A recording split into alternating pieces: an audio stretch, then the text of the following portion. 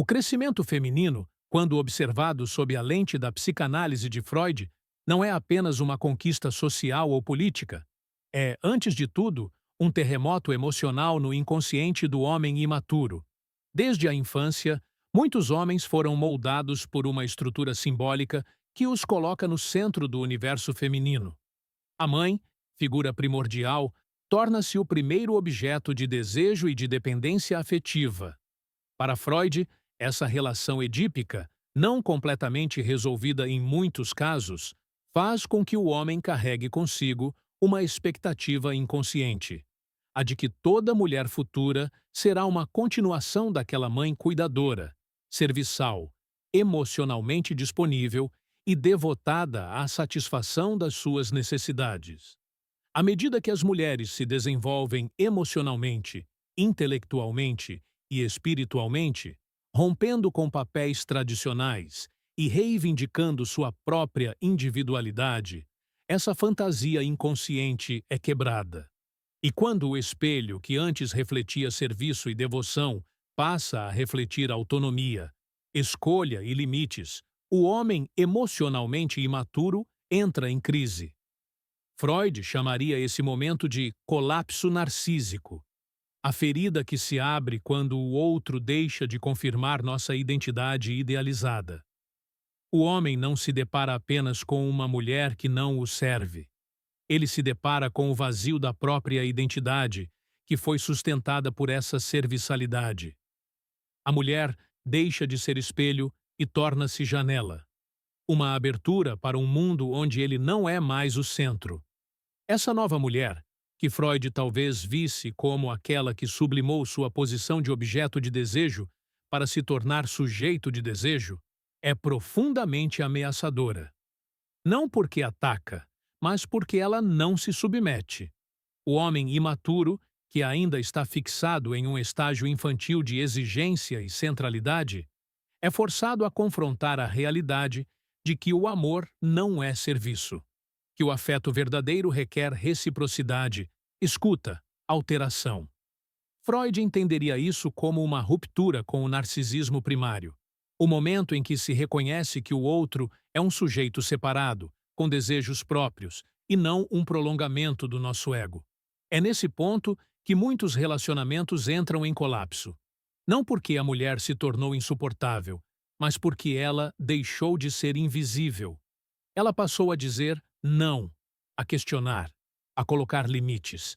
E para o homem imaturo, isso é interpretado como rejeição ou afronta.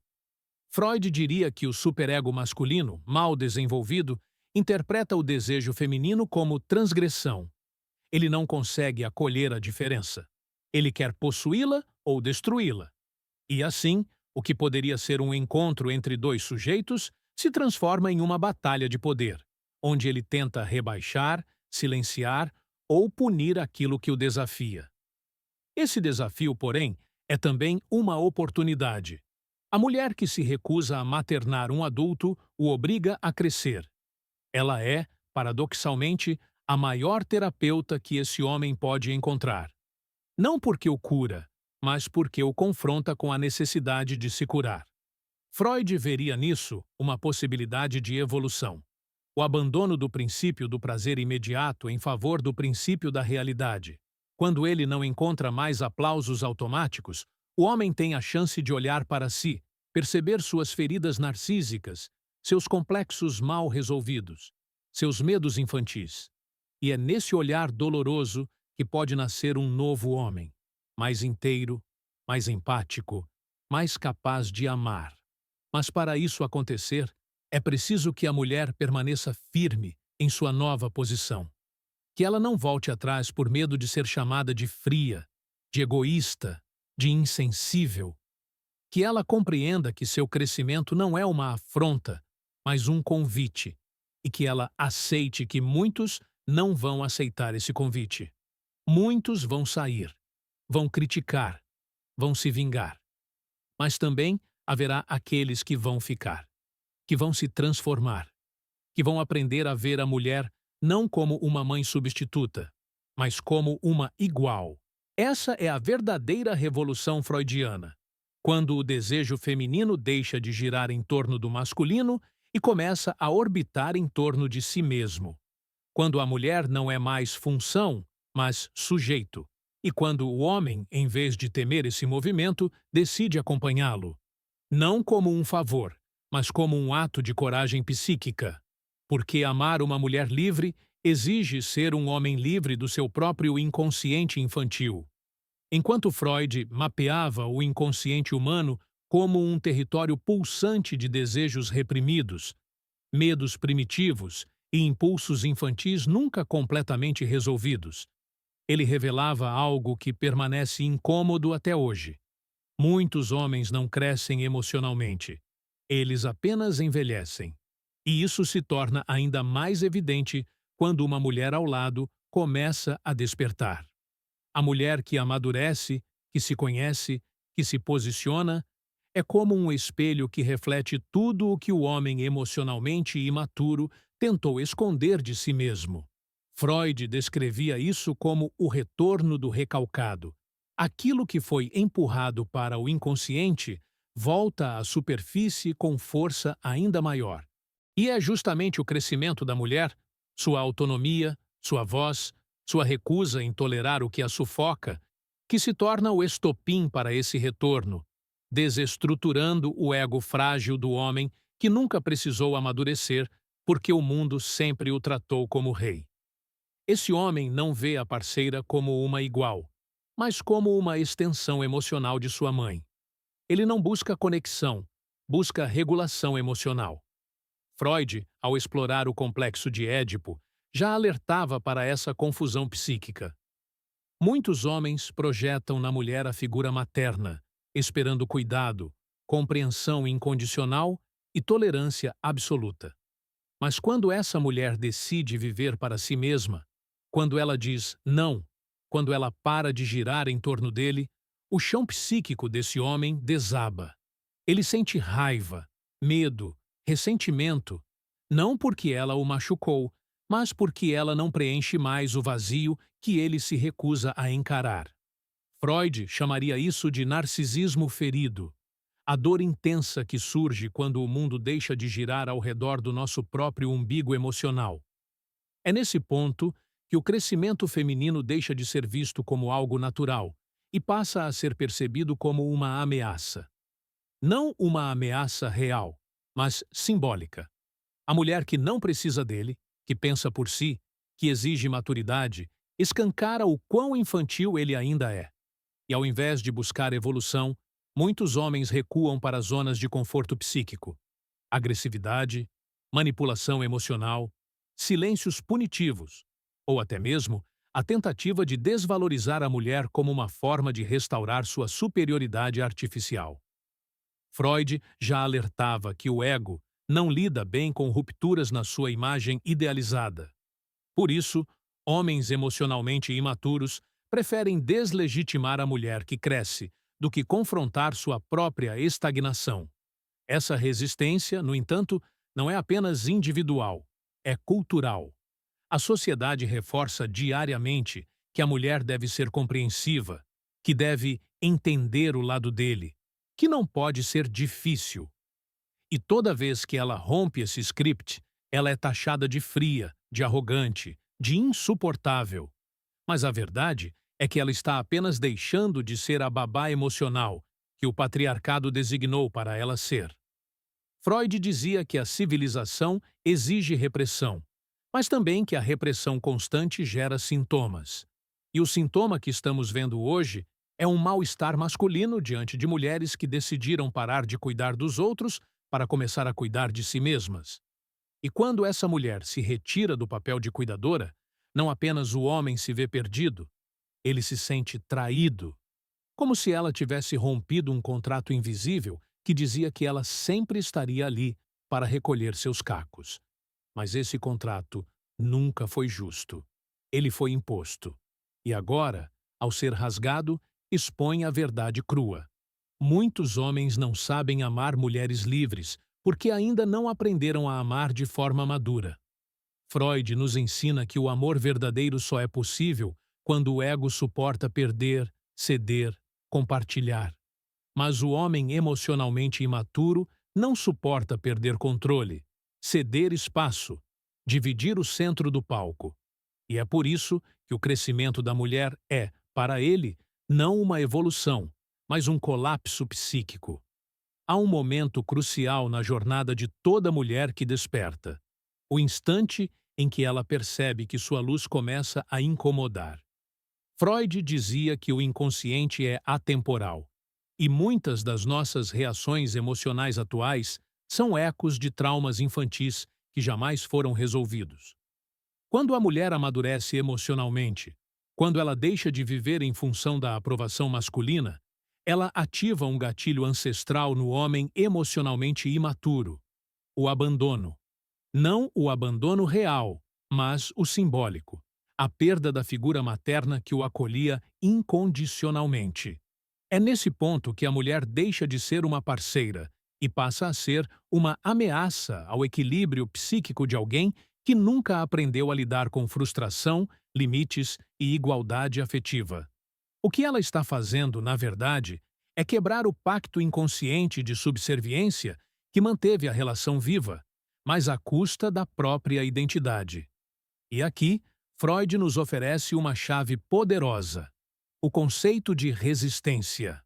A resistência é o mecanismo de defesa que o ego utiliza para evitar o contato com verdades dolorosas. Quando uma mulher se posiciona, quando ela diz, "Isso eu não aceito mais", o homem que ainda não amadureceu emocionalmente ativa essa resistência como forma de autopreservação. Mas, diferentemente de uma defesa racional, essa resistência é carregada de hostilidade, desdém, sarcasmo. Ele passa a atacar não só as atitudes da mulher, mas a sua essência. Ele ridiculariza seus valores, questiona suas escolhas, diminui suas conquistas. Porque, inconscientemente, ele precisa restaurar a ordem psíquica em que ele era o centro, e ela girava ao redor.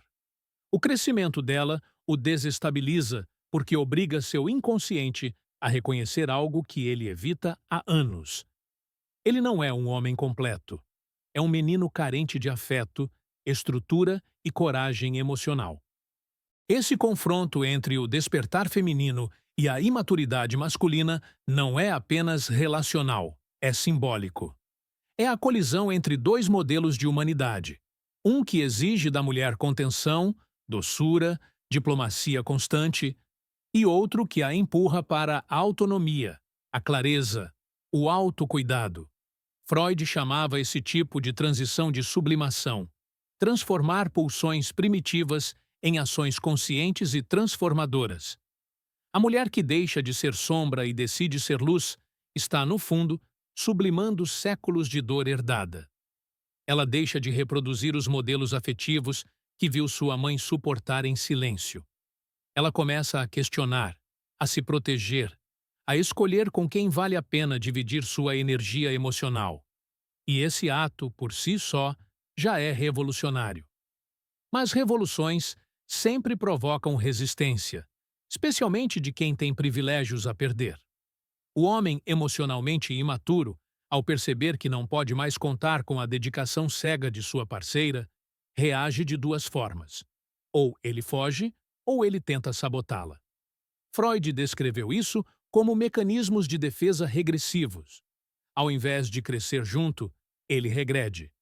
Passa a culpar o feminismo, as redes sociais, a mudança das mulheres, como se o problema fosse externo, nunca interno. Ele diz que as mulheres de hoje estão exigentes demais, quando, na verdade, o que mudou foi que elas pararam de aceitar o mínimo. Ele diz que está sendo pressionado, quando o que está acontecendo é que, pela primeira vez, ele está sendo chamado a amadurecer. E amadurecer dói. Dói porque exige que ele olhe para dentro, que confronte seus próprios vazios, que reveja a forma como aprendeu a amar, se é que aprendeu. Mas nem toda mulher está disposta a pagar o preço de esperar esse amadurecimento acontecer. Muitas, exaustas, decidem partir. E Freud nos lembra que toda perda pode ser elaborada, desde que o sujeito esteja disposto a encarar o luto. No entanto, muitos homens não elaboram, eles substituem, trocando uma parceira consciente por outra mais maleável na tentativa de manter o ciclo funcionando. Mas o inconsciente é implacável. Mais cedo ou mais tarde, esse novo relacionamento enfrentará os mesmos conflitos, porque a ferida original não foi tratada, apenas disfarçada. A fuga da maturidade é uma ilusão, e toda ilusão cobra caro. Já a mulher, mesmo que machucada, sai mais forte, porque ela rompeu não apenas com um homem, mas com um padrão. E cada mulher que rompe esse padrão pavimenta o caminho para que outras também possam despertar. A parte mais complexa e mais libertadora desse processo é quando a mulher entende que seu crescimento emocional não é um ataque ao outro, mas uma reconciliação consigo mesma. Freud falava do retorno do recalcado. Tudo aquilo que foi reprimido ao longo da vida, um dia retorna, buscando ser elaborado. E é exatamente isso que acontece com a mulher que rompe com a função de cuidadora emocional automática. Ela começa a se lembrar das suas vontades, dos seus limites, dos seus sonhos que estavam soterrados sob a obrigação de manter o outro inteiro. Esse retorno pode ser desconcertante, sim. Às vezes, ela se sente perdida, egoísta, até culpada, porque sua identidade foi construída sobre a ideia de que amar é se sacrificar. Mas, com o tempo, ela descobre uma verdade brutal e libertadora. Não é possível amar alguém verdadeiramente sem amar a si mesma em primeiro lugar. Esse entendimento provoca uma ruptura não apenas interna, mas também social. Porque a mulher que escolhe crescer, dizer não, estabelecer limites, frequentemente se torna alvo de julgamento. É chamada de fria, ingrata, difícil, feminista demais. Esses rótulos são a forma que o sistema encontra de tentar colocá-la de volta no lugar que lhe foi socialmente designado. Freud dizia que os sintomas são a expressão de um conflito psíquico não resolvido, e muitos homens e até mesmo outras mulheres projetam seus próprios conflitos não resolvidos na figura da mulher que ousa ser livre. Ela se torna um espelho incômodo. A cada escolha que faz por si mesma, ela lembra aos outros que também poderiam ter escolhido diferente. E isso, para muitos, é insuportável. Mas o mais impressionante é que essa mulher, ao se libertar, não se torna menos amorosa. Ao contrário, ela aprende a amar de uma forma mais inteira, mais consciente, mais justa. Freud chamava esse estágio de integração do ego, quando o sujeito deixa de ser movido apenas por desejos inconscientes e passa a viver em harmonia com sua verdade interna. A mulher que se integrou não aceita mais relações onde precisa se diminuir para caber. Ela não quer mais educar emocionalmente parceiros, sustentar afetivamente adultos infantis, ser salva por promessas ocas. Ela deseja reciprocidade, e reciprocidade exige maturidade. Exige homens que não tenham medo da autonomia feminina, mas que a admirem, que não se sintam ameaçados por sua força, mas inspirados por ela. E esse novo homem também está surgindo, lentamente, sim, mas está. Homens que fazem terapia, que investigam suas sombras, que aprenderam a ouvir sem se defender, que sabem que parceria não é dependência, é escolha. Freud nos ensinou que o amor só é verdadeiro quando duas individualidades se encontram sem se fundirem, sem anular uma a outra. E é esse o novo paradigma que está sendo gestado, ainda com dor, ainda com resistência, mas inevitavelmente. Porque não há volta para a mulher que despertou.